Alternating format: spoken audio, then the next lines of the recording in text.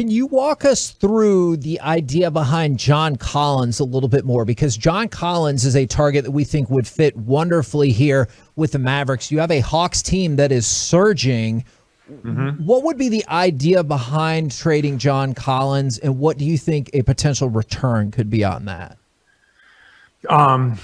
So the idea behind it, which is interesting because you called it right, the Hawks are playing better. When the Hawks were playing bad, and he turned down, I think $95 million. Yep.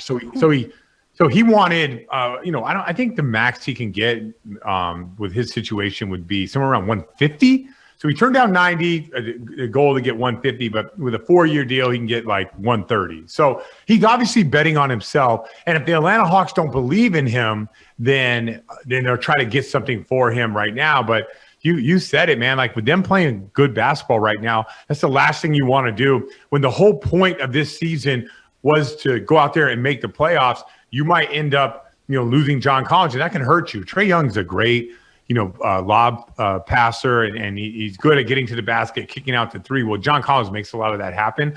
So I don't know if they'll move on him. If they do, it's going to be for a pretty nice piece. Maybe, a couple picks, maybe a couple pick swaps. Like the return for him is going to be great. And if Atlanta has no intentions on paying him big money, that would be the reason why they want to move on him.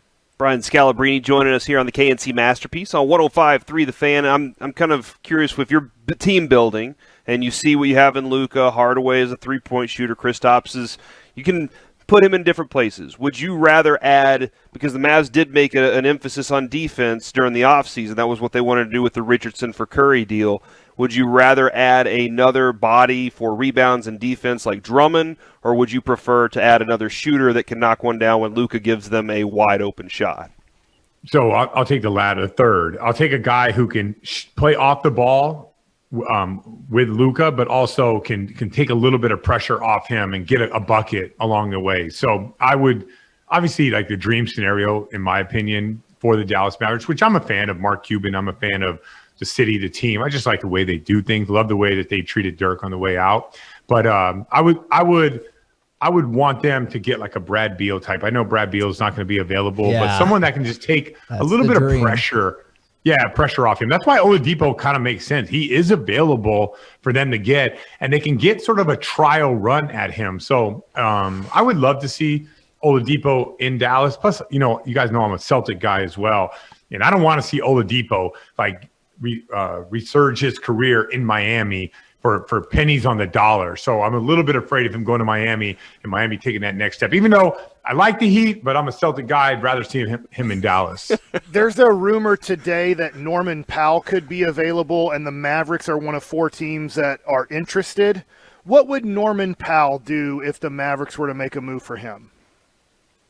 Yeah, I mean, he's a high-energy player. He's a good guy. I think he would fit in with what they do. He makes 12 or 13 million, I think. It's not that much. So I think he would be a good fit for them. Like, I don't think he would put him over the hump, if I'm Dallas, I'd keep my eye on this offseason to preserve the cap space so I can, be somewhat of a player in the offseason. You never know what people are going to do. You never know when these owners get the bill after this season and they found out how much money they lost, that they're not looking to cut salaries.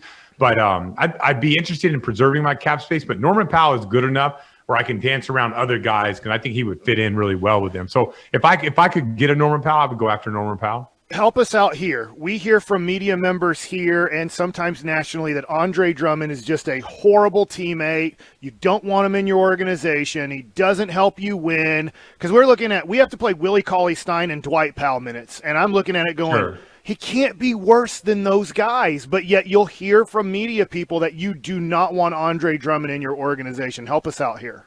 So I don't think it's like that. I think it's a little less than that, right? He's not. Here's the thing that's weird about it. As athletic as he is, as a great rebounder, he was a great rebounder, getting all kinds of defensive boards a game. Detroit at the time when he was there, 23rd in defensive rebound percentage. So it's not like that's like moving the needle. He's getting the rebounds that you're going to get anyways. Defensively, he just doesn't see the game like that. He's always a step behind. So if you're thinking you got Andre Drummond, he's going to be this big-time rim protector. He's not. He has some athletic ability where he's getting better at switching on the perimeter, but then if he has to rotate out, he might not be able to do that. So I would Now I understand. I like Powell, but Powell's just not big enough. And I mean, I'm like lukewarm on Cauley Stein. So I guess if you could get him for nothing, I would do it. But I wouldn't trade $28 million worth of salary. Just no one on that team I would touch to get an Andre Drummond in a trade. But if Andre Drummond, which he's probably going to choose Brooklyn or LA in a buyout, if I could get him, I would get him in a buyout. No question about it. I mean, it's no risk, but I'm not trading for Andre Drummond. No.